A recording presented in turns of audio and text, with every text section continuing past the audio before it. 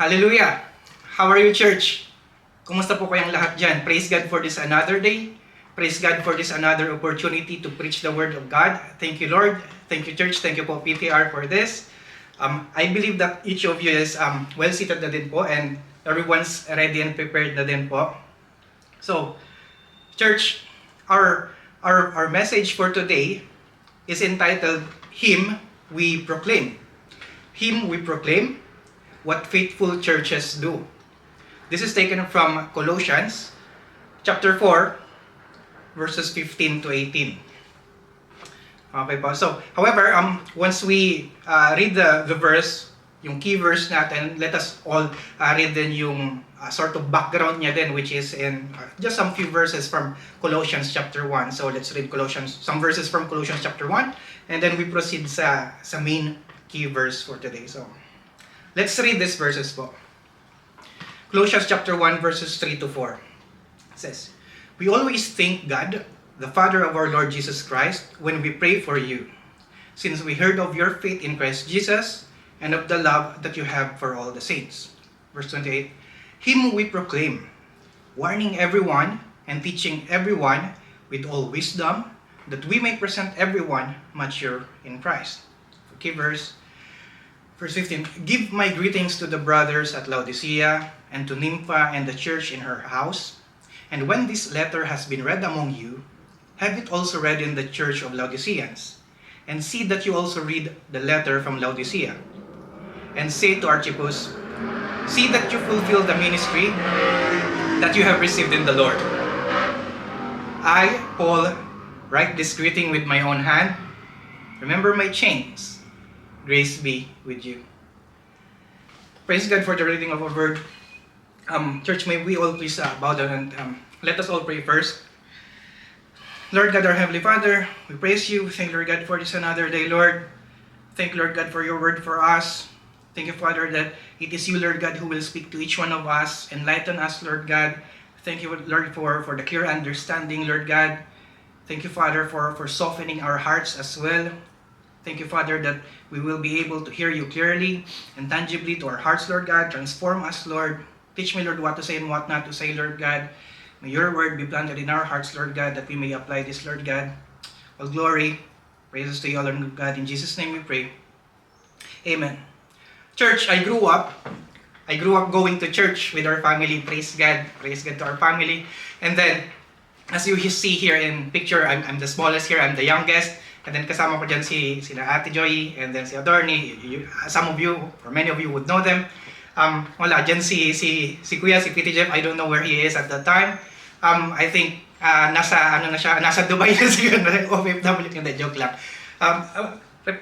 But the point here is that we as family, okay po, for kami na magkakapatid, and then si Papa, Mama, 6 of us, would normally go to church every Sunday morning. Normally it's 9 a.m. And then, it's quite fascinating. Even my wife and I talked about it na yung times na kung saan we would normally go to church na every Sunday morning, na kung saan anim kami, and then alam mo yun na meron lang kayong isang bathroom, and then may pila kayo, and then in fact may nakakapag-breakfast pa kayo, and then you would still be able to attend the church at 9 a.m. or 9:30, ano po.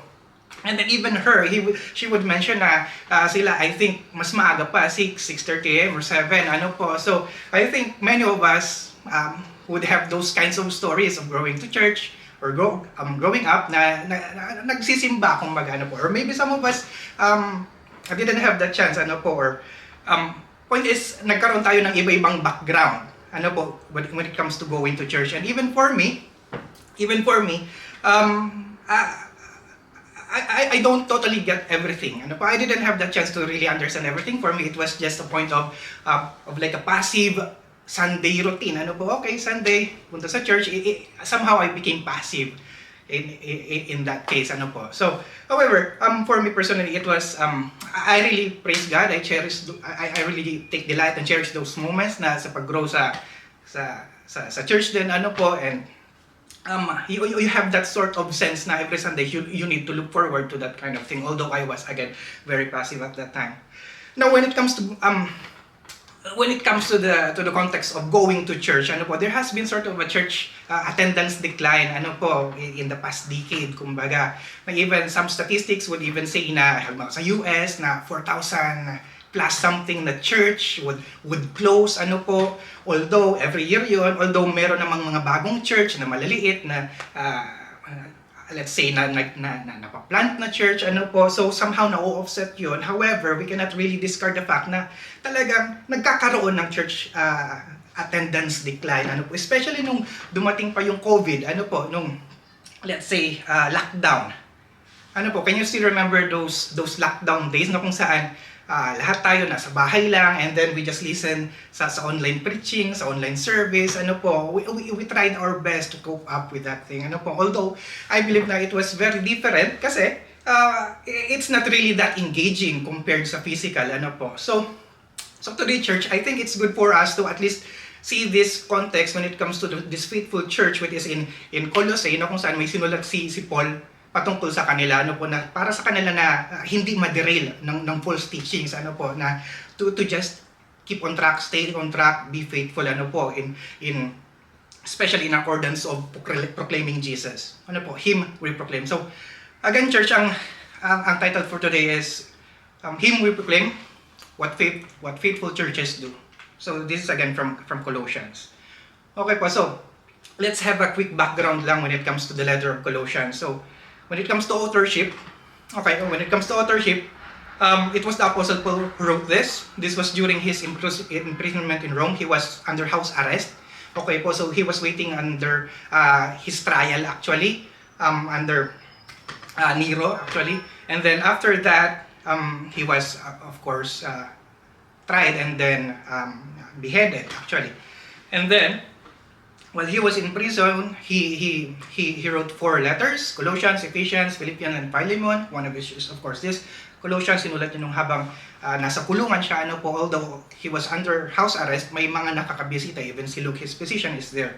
Okay, so and when it comes to writing this text sa Colossae, and in the first place, hindi naman siya yung nag-found nung church sa Colossae. It was Epaphras. Later on makikita natin yon, and he was never been there, but he heard of their faith, so as we have seen that they are faithful enough. Ano po? So, one of the main things here of the purpose of writing is he addressed the heretical mix, ano po, of Jewish legalism, pagan mysticism, and early Gnostic ideas na nag-infiltrate sa church. Ano po? So what happened there is actually Paul himself had this missionary journey sa Ephesus. He stayed there for 3 years, and then background is that Epaphras came there, heard the gospel, went back to Colossae, and then he founded that church in Colossae. And then now, it was somehow thriving. However, there's this nakaka-infiltrate na mga katuruan, the false teaching like Jewish legalism. Pinapasukan nila ito na church ng, let's say, yung Mosaic Law, dietary requirements. It was mentioned in the book of Colossians. Even when it comes to pagan mysticism, yung pag-worship sa angels, yung lahat na lang is attributed sa spiritualism, na kung saan it is more inclined in pagan philosophy, kumbaga. And last is the early Gnostic ideas, na kung saan it came from Gnosticism. Ano po, yung Gnostic, which is about knowing. So the concept of Gnostic ideas is about the secret knowledge, or so pag nilagyan mo siya ng A sa una, it becomes agnostic. It means unknown, ano po. So when it comes to Gnostic ideas, it's about the secret knowledge na kung saan pag nag-join ka sa amin, kumbaga, you would then know how to connect with the secret knowledge na walang ibang nakakaalam. And then in fact, it's sort of inclined about the spiritual world versus material world, na kung saan lahat ng spiritual is good, lahat ng material is bad. However, of course, it crashes when it comes na sa spiritual world. Actually, may enemy, may principalities and powers of this world, di ba? Na kung saan it's not that it's unbiblical, kumbaga, sa Gnosticism. And when it comes to material things, they would think na or they are already in sort of injecting that kind of idea na si Jesus himself, since he is God and since he is good, he cannot be man. Okay, so because the material thing is bad inherently. Therefore, for them, Jesus only came as as a phantom or apparition. Kumbaga, si Jesus hindi fully man. Ano po? So, those are the things that sort of tries to be infiltrated na idea sa Colossae, sa Colossians. Therefore, Paul writes this, yung pangatlong point, emphasizes the supremacy and sufficiency of Christ, in that believers are complete in Him. So he even wrote this creed sa Colossians chapter 1 verses 15 onwards. Now once you read it, you will see there that, in Christ, in Him we are complete, in Him we have redemption. Ano po, Jesus is supreme. He is the one who created everything, for Him, through Him, and by Him. Ano po, so instead of Paul addressing this false teaching na ihila niya pababa, ang ginawa niya is that he emphasized Christ, yung supremacy and high level ni Jesus Christ na walang makakapantay kay Jesus. Ano po? And Jesus Himself is enough. There's no need to entertain these kinds of philosophy. Okay po.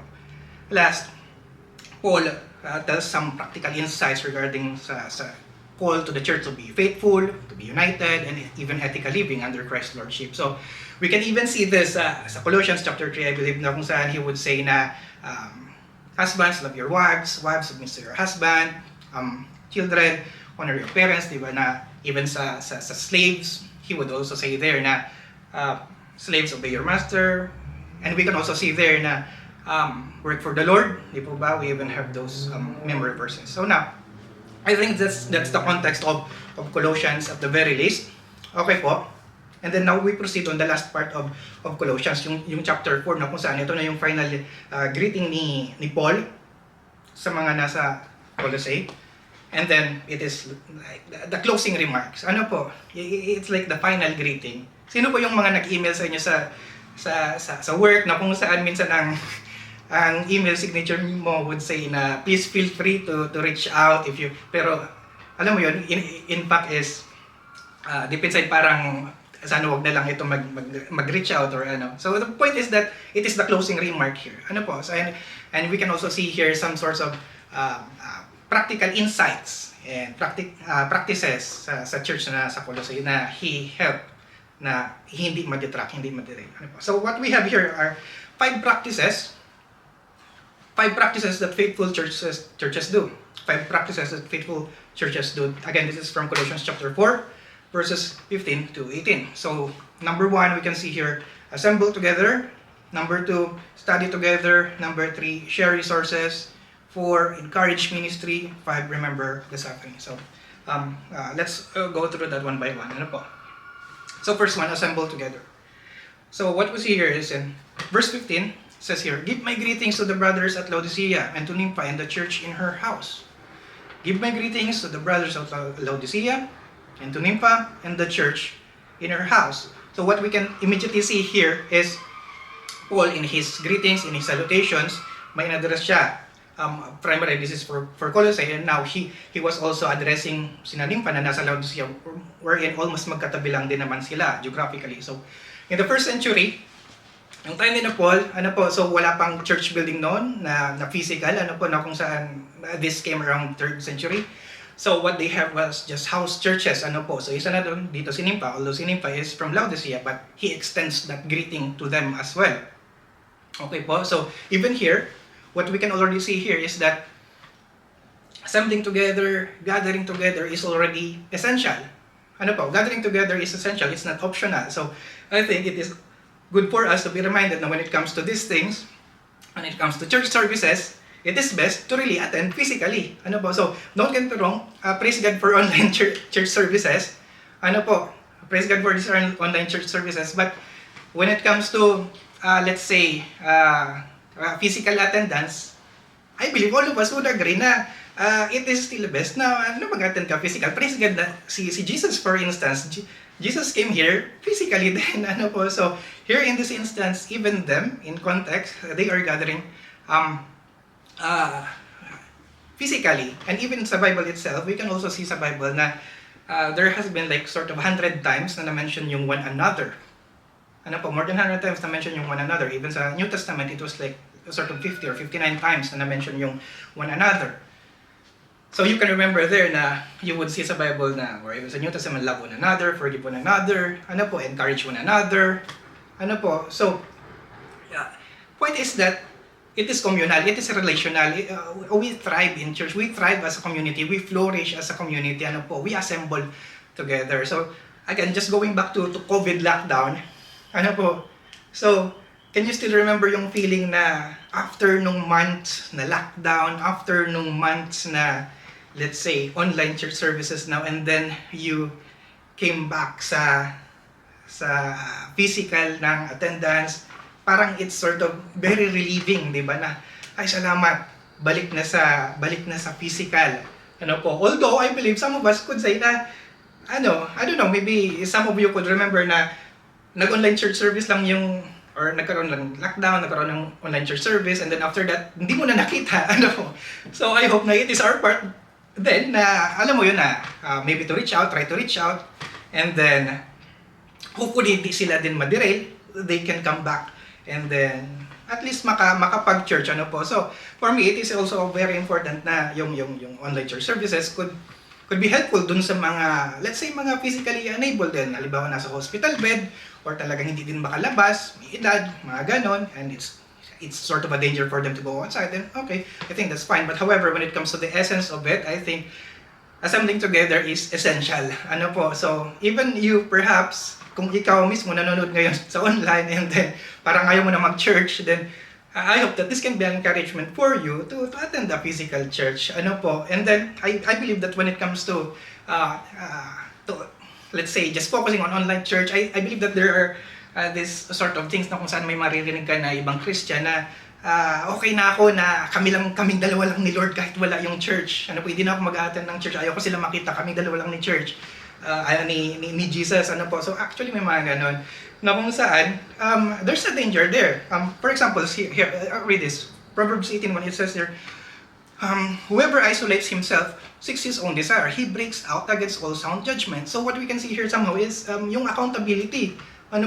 So there are times na may mga tao siguro or may mga believers na kung saan let's say nadideceive na kumbaga okay na sila ni Lord, but in fact when it comes to Christian life is communal, again relational, and it is important to assemble together, and where in fact you become accountable then, because there are times na ang mga tao is let's say ayaw nila ng accountability, in short, na kung saan parang ba't nyo papakialaman kung hindi ako nagde-devotion? Ba't nyo ako papakialaman kung hindi ako nagbabasa ng Bible? But alam mo yun, so, but in essence, a church itself is a safe space to open up, to confess, to grow, to flourish, to know Christ, to be able to live life according to what Christ has intended. So, it becomes a space for us to be accountable then to God and to others. And then next is when we assemble together, I believe that it fuels our faith.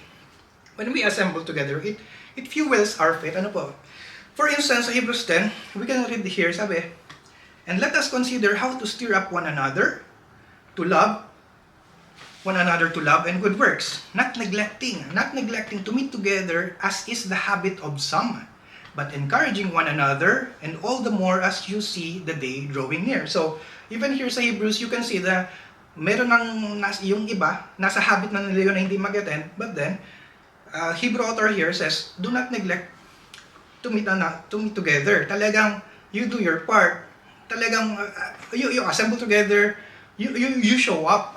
So, even here sa Matthew, it says here, si Jesus, for where 2 or 3 are gathered in my name, there am I among them. So praise God na even si Jesus himself, gusto niya na we become, we relate to others. We foster this sort of service, with sort of transparent community. We become honest with each one of us, with each other. So I hope that this makes sense. We assemble together. I remember when it comes to, just to illustrate then, for example, yung uling, I believe that we have already heard this even before, yung uling or yung coal, na kung saan may mga kasamang uling, mga coal, na kung saan they are kindled, pero pag tinanggal mo yung isa, nawawala yung yung flame niya. Nagiging cold. Literally, nagiging cold. And then, to solve that is you need to put it back, para mag-rekindle, para may use, So, when it comes to this one, when it comes to what faithful churches do, one thing there is to really assemble together. So when we assemble together, we don't just attend church, but be involved. Okay, assemble together. Do not just attend church. Be involved. So I hope that this can be an encouragement for you, for every one of us. Na if we know someone na kailangan ma-reach out and mabalik sa church para mag-grow din, matulungan, then we try to reach out to them. And then of course, we pray for them. Ano po? So secondly, what we see here is study together. Study together. So going back to our key verse, sa verse 16 na, sabi nito, and when this letter has been read among you, have it also read in the church of the Laodiceans, and see what you also read the letter from Laodicea. So when this letter has been read among you, so frame that thing first. When this letter, yung letter to Colossians, to Colossae, when this letter has been read among you, pag binasa daw, actually, literally it's public reading. Once binasa ito in front of everyone, okay, what you see here is, or what you can also imagine here is that everyone sitting down, and then one person would read that aloud, would read the scripture in front of everyone, reading it aloud, and then everyone would hear it, would listen to it. So what you see here is, there is assembly together, and then what you see here as well is that word itself, the scripture, is being read to others. So what we can also remember here is that immediately that scripture itself is not just for one person, it is for everyone. Ano po? It is for everyone. So we can even relate sa Acts 2, sabi dito. And they devoted themselves to the apostles' teaching and fellowship, to the breaking of bread and the prayer. So may apat doon, to the apostles' teaching, kasi yun yung letters ng naisulat nila, ano po, na ma-circulate yun. So even dito, yung pag-circulate ng letters written by apostles, or these apostles are, let's say, witnesses and messengers, kailangan yung mabasa ng buong community para they would know, of course, kung ano talaga yung salita ng Diyos, ano po, to fulfill the let's say the life that has been intended for them by God Himself. And what I would like to note here is that they devoted, okay po, just going back to Acts 2, and they devoted because the Greek word here that has been used is somehow it's a strong word that implies or signifies being anchored. If I will just take it literally, para siyang naka-stapler, ano po, na mahirap din ipag-iwalay, naka-stapler or parang naka-glue na sobrang naka-anchor, sobrang strong. They devoted themselves. So I believe that this can be a reminder for every one of us na to be devoted din sa Bible himself, the Bible itself. So at this time, wala pang Bible nun, di ba? So it was just collected. Bible itself is a collection of just several books na kung saan, for us, it is our part to be devoted din sa teaching dito sa scripture itself. And then we become reminded na this should be read among us. So just like what we're doing right now actually sa church service, we read the scripture, all of us would listen, we try to understand it, and then we try to live by it. We try to apply it. Kung ano po yung marinig natin na salita ng Diyos. And we don't devote ourselves for this. And then the fellowship, sabi sa Acts 2, there's this fellowship. So, every one of us would love fellowship. We like to sing songs. We like to have praise and worship with one another. And then si Lord lang yung pinoproclaim natin. Siya yung nasa sentro nitong lahat. So Jesus becomes the center of it all. To the breaking of bread, we remember Christ. And then the prayers, we pray for one another, we lay hands to one another, we pray for everyone, So, one of the main essence here is to really, study together. And even here sa 1 Timothy, until I come, same thing, devote yourself to public reading of scripture, to exhortation, to teaching, So again, there's this devotion na maging stipulated, maging anchored sa word ni Lord. I remember the Bereans as well. The Bible tells us na talagang ini-scrutinize nila yung scripture and then they study together. Church, let me ask you, do you think that it is very important for us to study together? So in short, ito yung Bible study, kung may questions, ma-answer. Kung may kailangan na ma-clarify, maka-clarify. So I remember there was one time na my wife and I recently moved to a new place. So we are now in a new flat. Thank you, Lord. So actually, there was one time na, or several times actually, na we rented a van. Okay po, so van of course quite huge, and then para malagay din namin yung mga gamit na ililipat. And then there are times na pag magpa-park na ako, okay, kaming dalawa lang, and then sa likod yung mga gamit, may times na I find it challenging mag-park, ano po. So I'm considering it na may mga blind spot, ano po. So pag mag-isa lang ako, then magkakaroon ako ng aabunuhan. Pwedeng may mabangga akong yung sasakyan, halimbawa, or even yung nirentang sasakyan mismo is kailangan nabunuhan. Ano po? So, solution is, my wife would ask me na, do you really need to go down? Kailangan bang bumaba ako? Sabi ko, yes please. So, point is, yung mga blind spot, mga hindi ko makikita, or hindi ko nakikita, is tinuturo niya. So, sinasabi niya, oh, address pa, abante pa, sige pa, kaya pa. Minsan sabi ko, talaga?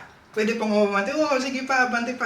Okay. So, kasi hindi ko na yun nakikita. Ano po? So, I believe that this is the same thing with us when it comes to studying the scripture. Each one of us would also have some blind spots. Ano po, when we have our own daily devotion, when we have our own, let's say, routine din sa pag-study ng Bible, minsan may mga talagang, mababasa ka doon, talagang mananamnam mo, pero yung may mga blind spot ka din doon, I believe na hindi mo makikita, pero nakikita ng iba. Same thing, yung iba is hindi nila yung nakikita, pero nakikita mo na kung saan you become in harmony. Ano po, nagtutulungan, kumbaga, we study together.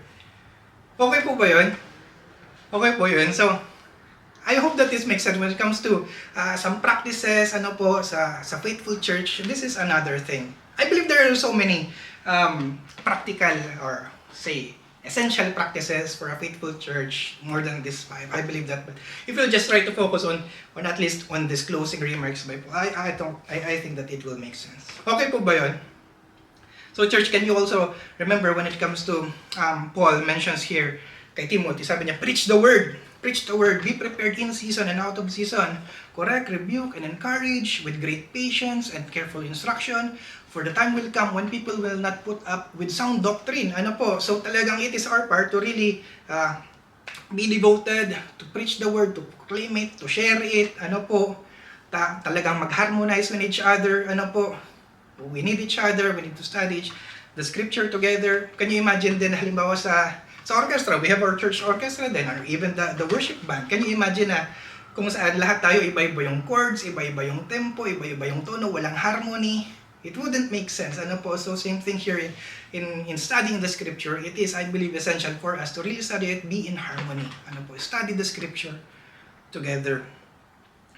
Church, I hope na the second part is clear then. Ano po? And I pray na we become reminded of this. So, if there's someone na, let's say, wala pang BS group, then I hope that this can be a chance na you pray for it, and hopefully, you can join din sa BS group. So, first one was to be, to assemble together. Next is to study the scripture together. So, what we read here is, study together, be shaped by God through studying the Bible together.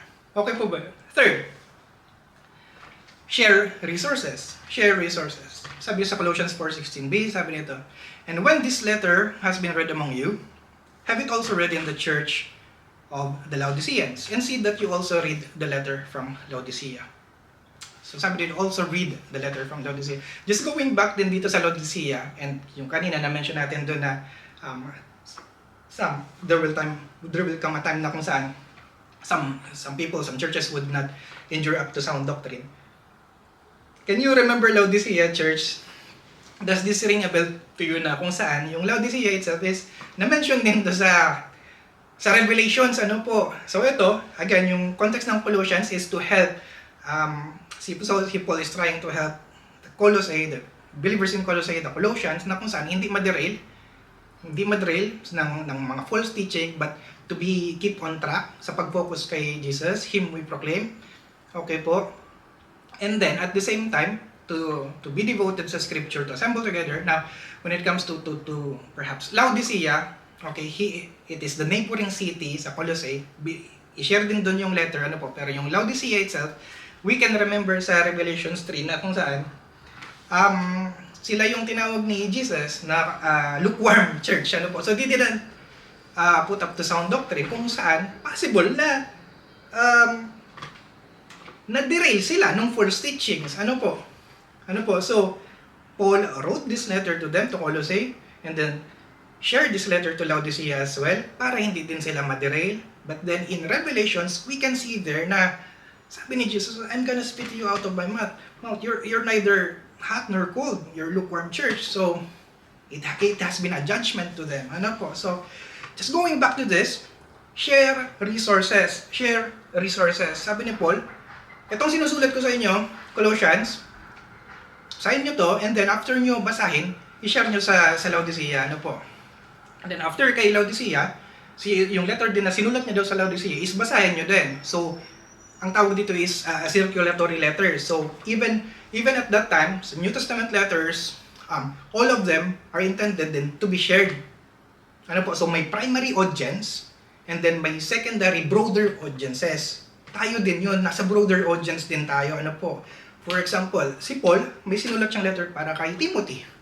Pero ngayon, part na din tayo nun yung broader audience. Ano po? So, same thing here. It becomes a circulatory letter na kung saan marireceive ni recipient yung letter. For example, sa Colossae, marireceive nila yung letter, and then i-share nila kay Laodicea. Si Laodicea, ikakopy nila yon, multiple copies, and then i-share naman sa ibang church. Ano po? So that's why we even have more than 5,700 Greek manuscripts. Ang dami nating copy ng New Testament. Ano po? So pag in-stock mo siya, yung Greek manuscripts natin, yung ancient Greek manuscripts natin, aabot siya ng 3 stories. Ano po? Ang taas ng New Testament letters natin. Ano po? Ngayon, compared sa halimbawa, yung mga ancient documents na Homer's Iliad, yung mga sinulat ni na Socrates, Plato, Aristotle, mga ganyan lang yun, or ganito siguro at most, or hindi yun pupunta ng isang floor, I think. So I think that's just another thing there. So, point here is that there is circulatory letters na kung saan kailangan ma-share. Can you imagine, church, na sinabi ito ni Paul sa church ng Colossae, you share yung resource, you share this letter, pero nag-neglect doon halimbawa si Colossae na parang, ba't namin i-share to doon? Baka mas maging magaling pa yung church nila kaysa sa amin. Baka mas dumami pa yung members nila kaysa sa amin. Wag na, sa amin lang yun, naging stingy na. So, no, di ba? So, they are sharing resources there. Even here, so, I remember dito sa Melbourne, we go to church called City on a Hill. Ano po? So actually, yung church is nagre-rent lang din dito sa city, sa cinema. However, when it comes to, let's say, worship night, naka-attend din doon sina Kuya and even sina Mama, there's a worship night silang kinonduct dati na kung saan it was in a separate church. It's from another church, kumbaga, na talagang old church building na ang point is, ito sa City Hill, pinapayagan na mag-share doon ng resource, kumbaga yung building, ano po, although magkaibang church yun. Same thing here din sa, I think there was a recent activity din na kung saan it is to another church din. So, even here sa Melbourne, maliit lang siyang city, pero nag-share ng resources yung mga Christians. So, same thing here.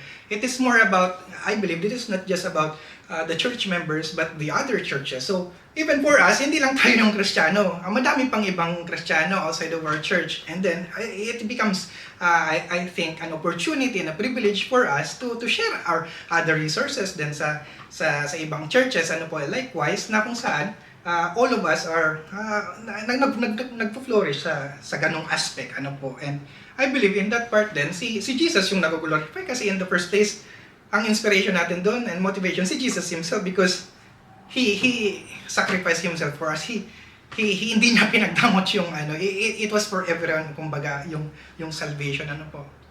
Sa Acts 4, it was mentioned here, sabi dito, all the believers were one in heart and mind. No one claimed that any of their possessions was their own, but they shared everything they had.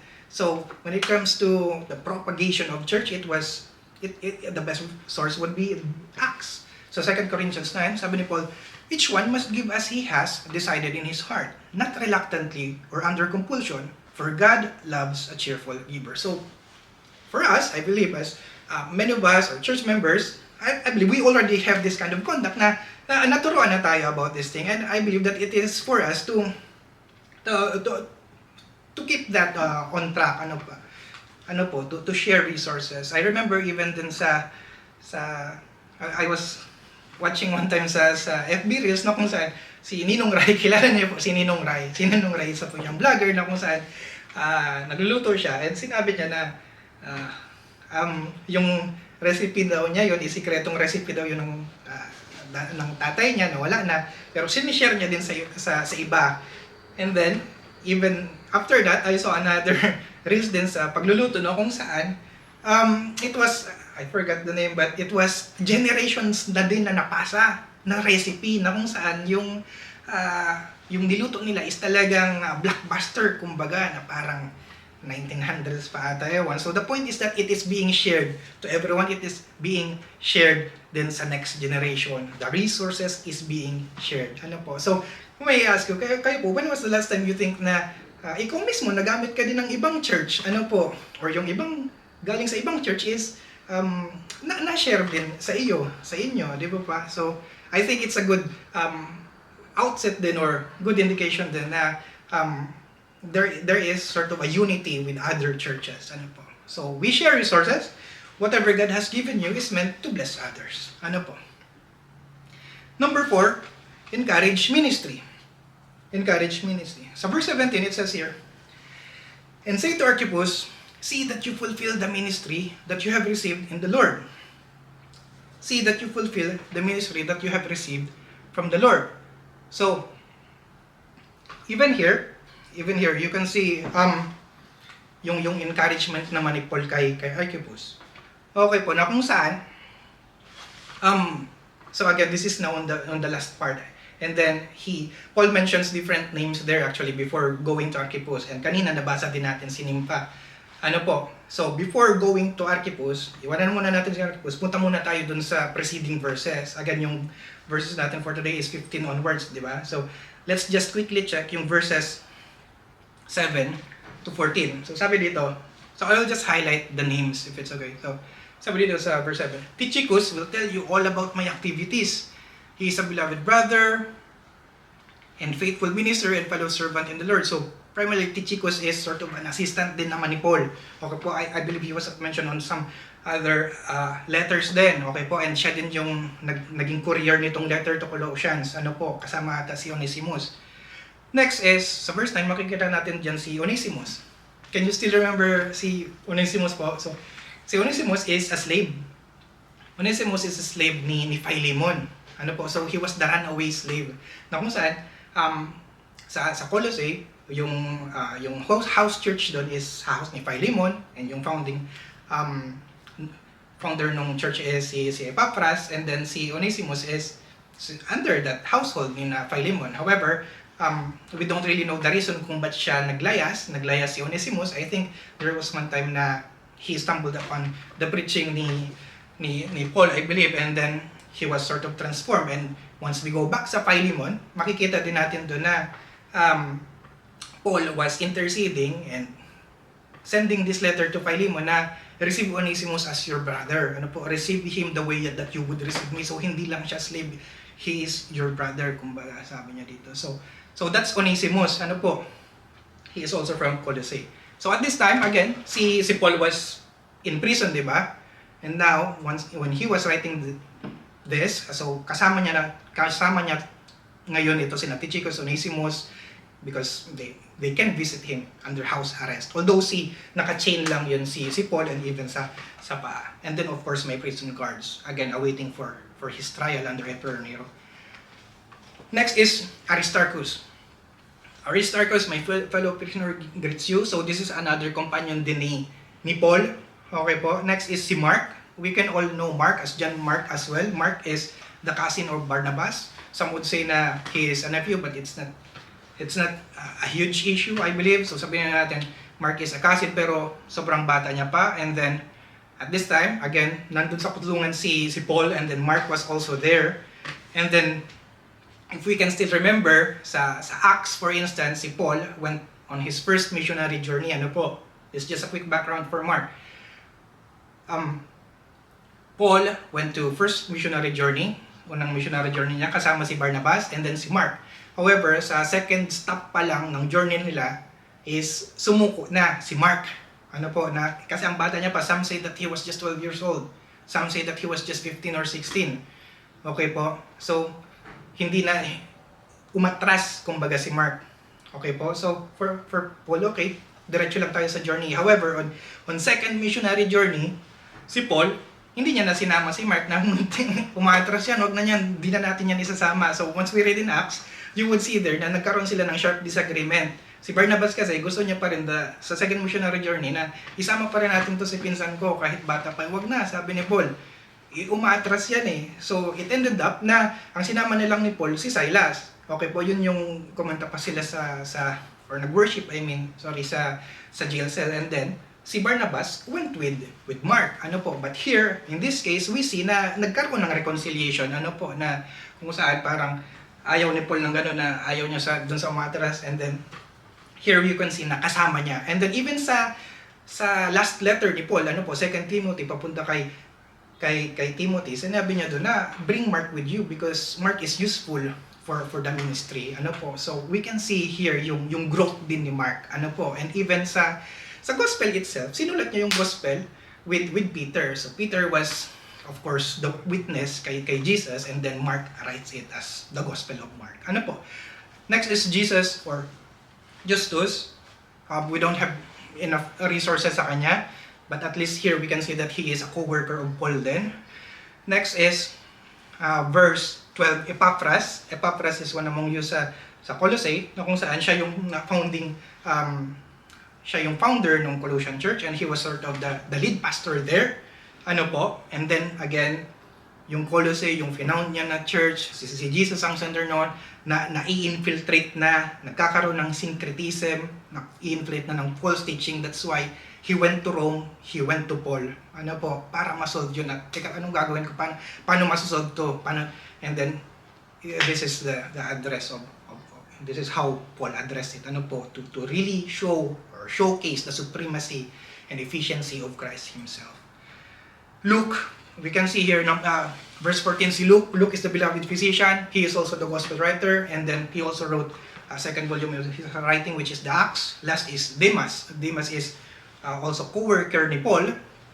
However, Demas, kasama niya to sa ministry, nagsusulat siya dun ngayon sa prison, andun sila, binisita siya, andun si Demas, ano po? Pero si Demas, in 2 Timothy chapter 4, na kung saan,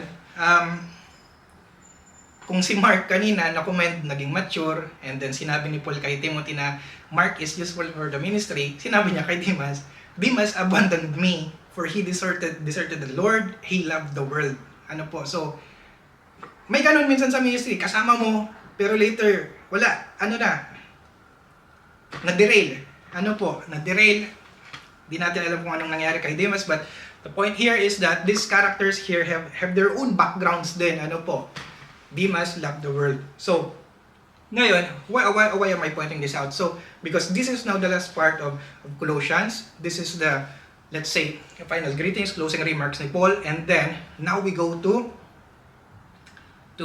verse 17, kay Archippus. So, kumbaga kanina, kinoment, parang it's somehow, Paul is giving some recognition dito sa mga kasama niya na they are fulfilling their ministry, kumbaga. Ano po? And now, it's time for Archippus. Sabi niya dito again, and say to Archippus, see that you fulfill the ministry that you have received in the Lord. So again, this letter is being read among the people, in public, sa church.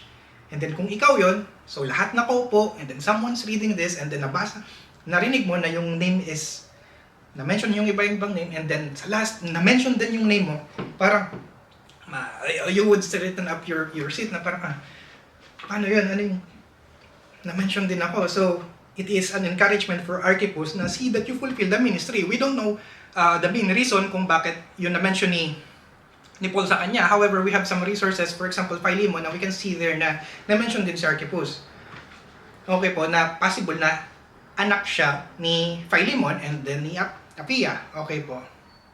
And then, it was also possible na since Epaphras, galing sa Colossae, is pumunta ng Rome, it is quite reasonable na someone should take over. Ano po, at least temporarily, and it is possible na si Archippus yun. Ano po, so, there are times na, I think, we become challenged. Ano po, pag may binigay sa ating responsibility. Therefore, we need encouragement. So same thing here, Paul is giving encouragement kay Archippus. So I hope that this would make sense for all of us, that we encourage ministry then. Even you, maybe there are times na sa tingin mo is you feel down. There are times you feel down and then you just need a little tap on your shoulder and then some encouragement. That's why even sa 1 Thessalonians 5, we can see here, therefore encourage one another and build each other up just as in fact you are doing.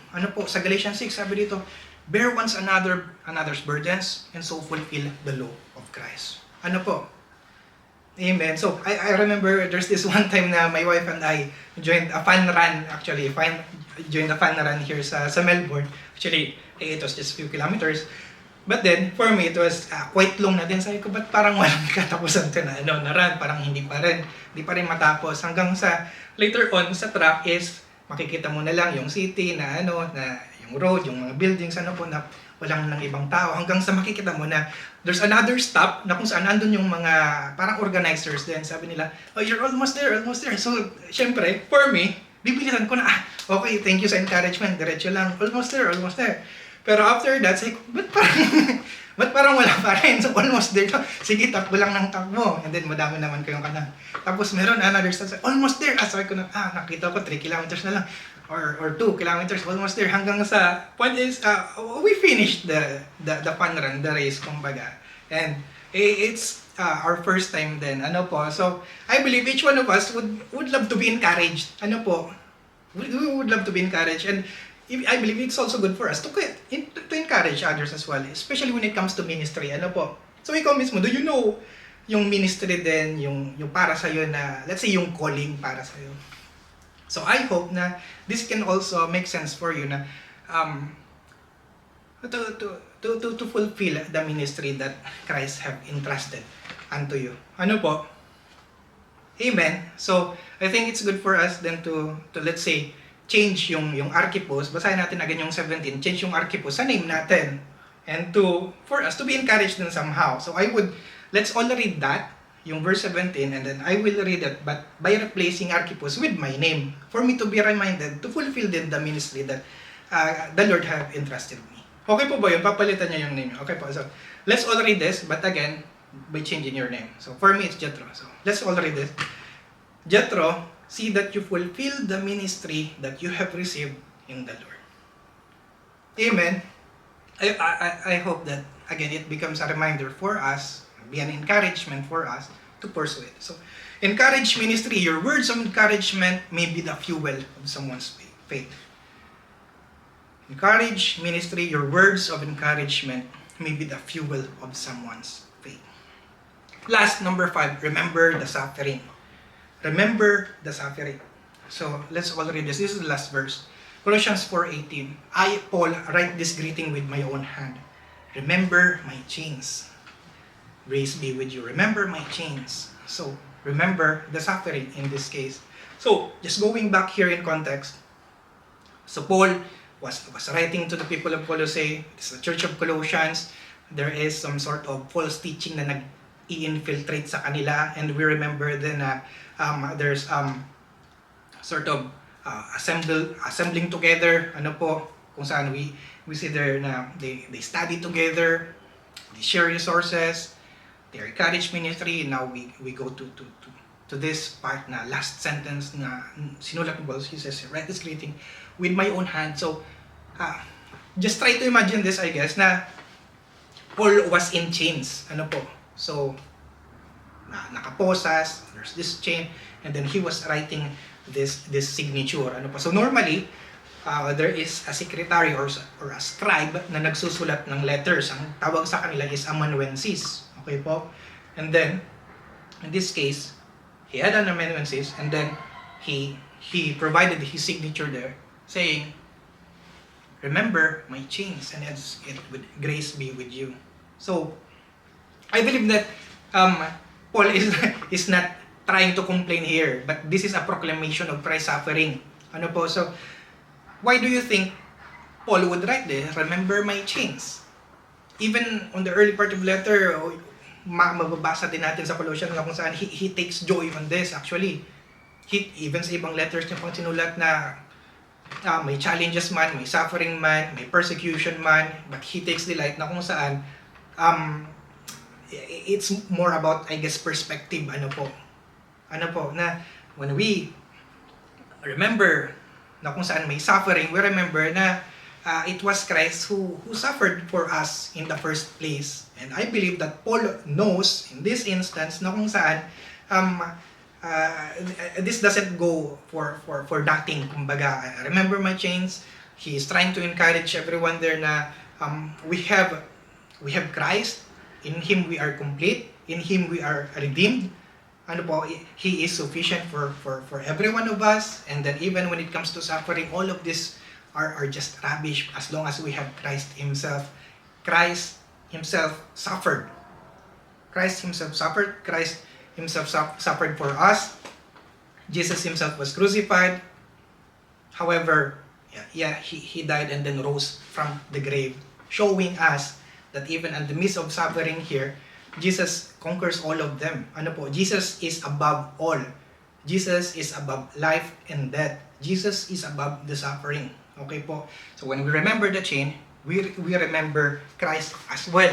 He died for us. And I believe that this would also somehow remind us of what was mentioned in Hebrews 13. It was mentioned here. Continue to remember those in prison as if you were together with them in prison, and those who are mistreated as if yourselves were suffering. So the context here is about persecution. Remember those who are being persecuted then, as if you were together with them. So let me ask you, when was the last time you prayed for those who are being persecuted then? Ano po? So even up to now, sa China itself, or even sa M countries, may mga ano tayo doon, may mga nag-evangelize, even sa Korea I believe, but then they are being persecuted. And then I believe it's good for us to pray for them then. Ano po? And then in the midst of all this, we become reminded of our unity then. And even sa history, there are so many stories in history in ancient time na kung saan yung early Christians then would really do their best para ma-set free yung brethren nila na persecute or nasa prison. For example, ito si Aristides, he is not a Christian. He is extra biblical source. Sabi niya, if they hear, pertaining to Christians, if they hear that any one of their number is in prison or in distress for the sake of their Christ's name, they all render aid in his necessity. And if they can, they redeem him to set him free.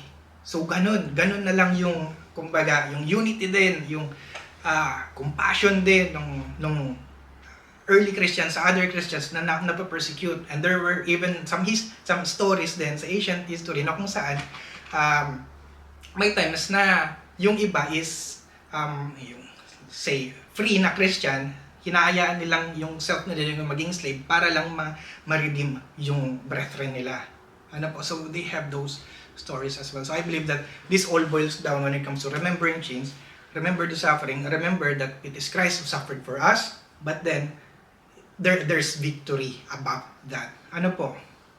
So, this could also remind us of 1 Peter. It says here, but if you suffer for doing good and you endure it, this is commendable before God. To this you were called before because Christ suffered for you, leaving you an example that you should follow in His steps. So I believe that when it comes to Paul's writing to the Colossians, he is somehow warning them as well, na warning and encouraging them na kung saan you might be persecuted as well. You might have chains as well. But take heart that we have our Lord Jesus Christ who already suffered for us, and all of this are just temporary. All of there is an eternal joy. Ano po? And then there is victory in all of this. We stand in victory. We don't fight in victory. Ano po? We already know that we are victorious in Christ. So for Colossae, they should not be derailed. And then to continue to proclaim in Christ, Him we proclaim. So true community centers on the cross, remembering suffering, yet exalting the risen Christ. So John Stott mentioned this, that the Christian community is a community of the cross, for it has been brought into being by the cross, and the focus of its worship is the Lamb once slain, now glorified. The focus of its worship is the Lamb once slain, now glorified. It is Christ Himself suffered for us. Christ suffered for you. Christ shed His blood for you, for paying our sins, fulfilling its requirement from God. Okay po ba yun? Church, may we also pray for others na kung saan we know na, like, we literally know na in challenging season din. Ano po, if they would really need us and they really need help, may we remember it. So, remember the suffering. When we remember the suffering, we remember Christ's mission. This becomes a reminder for us. Even when we break bread, ano po, do this in remembrance of me. That's what Jesus says, because His body has been broken for us so that we become whole. Ano po? So, church, to close, again, we have seen 5 practices that faithful churches do. Assemble together. Don't just attend church, be involved. Study together. Be shaped by God through studying the Bible together. 3, share resources. Whatever God has given you is meant to bless others. Encourage ministry. Your words of encouragement may be the fuel of someone's faith. Number 5, remember the suffering. When we remember the suffering, we remember Christ's mission. So, church, sorry, I'll just go back quickly sa share resources. Ano po, so I believe sa share resources doon, we have seen din yung letter of Laodicea. Sorry, I missed that. But I think it's good to mention din na sinabi doon ni Paul na yung letter from Laodicea is basahin din nung nasa Colossae. Ano po, because actually there's no we have 2 options there kung ano yung letter from Laodicea. Ano po, so one is maybe it was a missing letter na wala tayong na-recover kahit isang manuscript, or number 2, that letter from Laodicea is in fact the letter for the Ephesians. Ano po, it is the book of Ephesians. So majority of scholars say that that letter from Laodicea is the letter from Ephesus, because Paul was writing to the vicinity of Ephesus. Ephesus was say the capital of Asia Minor, and it was intended for every one of them. And lastly, the earliest and the oldest manuscripts ng Ephesians doesn't indicate to the people of Ephesians. So it was for that vicinity. So it is most probable that that letter from Laodicea is the book of Ephesians. Ano po? So nag-share sila lang resources doon. So church, I believe that all of this would be possible through Christ alone. So we cannot just manufacture our own faith, our own strength, our own wisdom. It is Jesus Christ who is all in all. Ano po? So it is through the empowerment of the Holy Spirit that enables us to do these things, to assemble together, to strengthen us, to study together, to be generous enough to share resources, to encourage ministry, to fulfill it as well, to remember the suffering, to be able to endure all of these things, all for Christ's name's sake. Ano po? It is only through Him who enables us to do things. We can never do this on our own. Ano po, even if we all assemble together without Christ, we cannot do anything. Ano po, so si Jesus lang yung nasa center ng church natin. In Him we have peace, in Him we have healing, in Him we have redemption. Ano po, in Him we have fullness of joy. Ano po, in Him we are full, in Him we are complete. Ano po, so the list could go on and on. Ano po, and so that's why Him we proclaim. Jesus is our Lord, Jesus is our God. Ano po, He is our master, He is the head of our church. Ano po, so let's just read this again, yung Colossians chapter 1 verse 28. Let's all read this wholeheartedly as well. Him we proclaim, warning everyone and teaching everyone with all wisdom, that we may present everyone mature in Christ.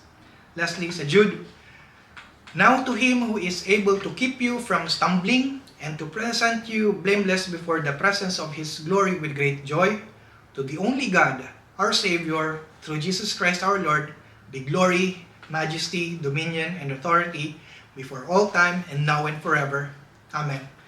Church, I hope and pray that you are all blessed. Praise God. To God be all the glory. God bless us all. And church, we are blessed because the Word of God never returns to Him empty or void. Amen? So God bless you even more, Kuya Jethro. To God be the glory sa buhay mo. Church, dami kong natutunan sa preaching ngayong araw na to. When we read the closing verses of Colossians, which is yung Colossians chapter 4, pag tiningnan mo siya, yung verses 15 to 18, para siyang simple greetings lang ni Paul. Parang binanggit niya lang yung mga tao na nakasama niya sa ministry.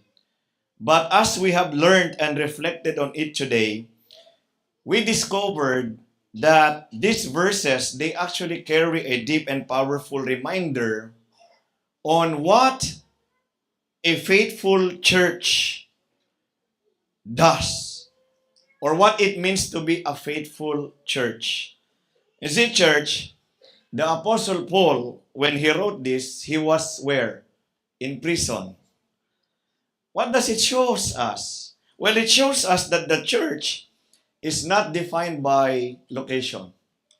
The church is not defined by buildings. No. Kasi nasa prison si Paul.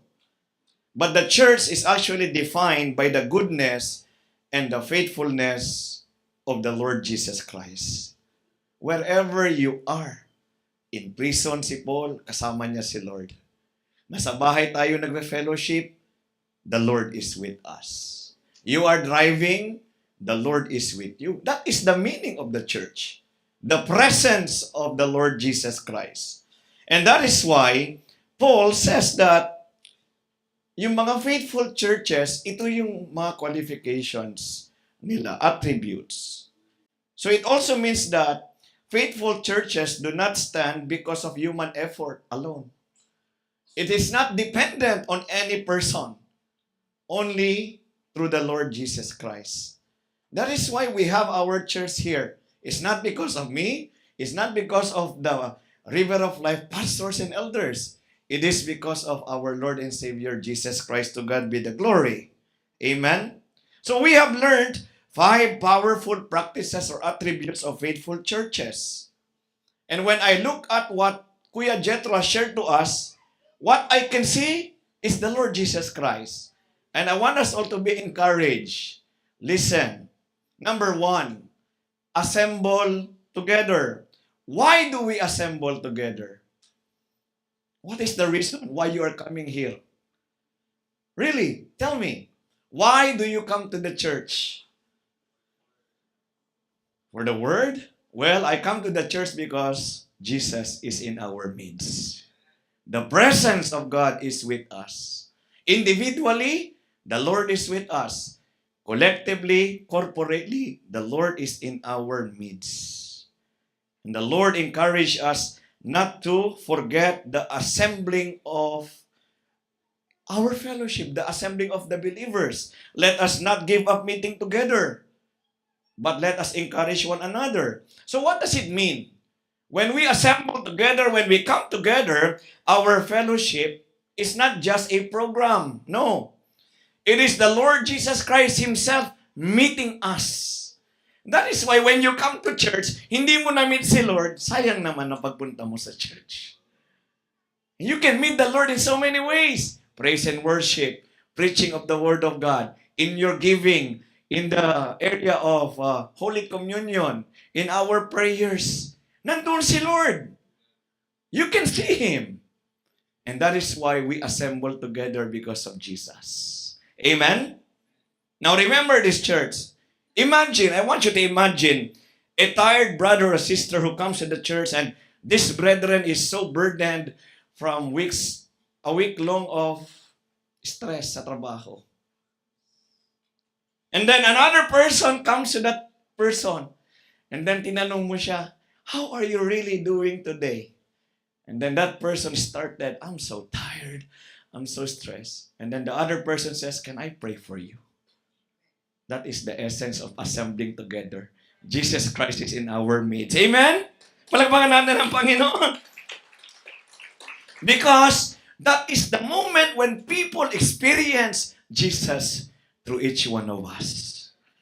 Kaya sasabihin ng mga churchmate natin, I can see Jesus in you. Amen?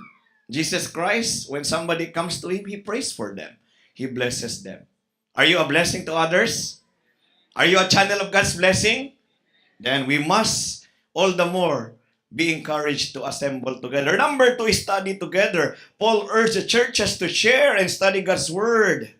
Because faithful churches are built on the Word of God. Because the Word of God promises us daily that His love never changes. Anong ibig sabihin? When you study, when you read the Word of God, do not just do it privately. Do it with your family members. Share the Word of God to others. Yun yung purpose why we study together. So that we may encourage and bless one another.